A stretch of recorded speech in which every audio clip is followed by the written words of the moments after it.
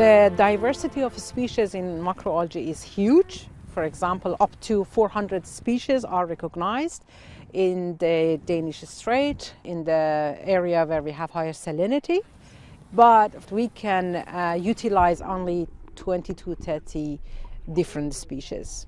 The process is very easy. As long as you know what species you can harvest, you can cut the leaf, the fresh one, clean it, and bring it to the kitchen.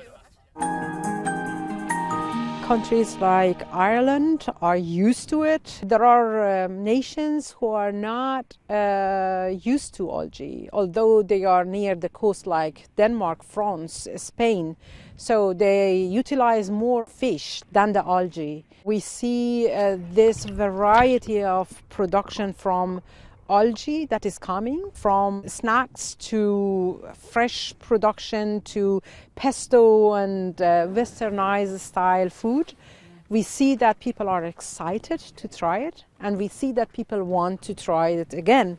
So I hope that investors and industry sees the same need, and I hope to see by 2030 established market which is functioning well and sustainable.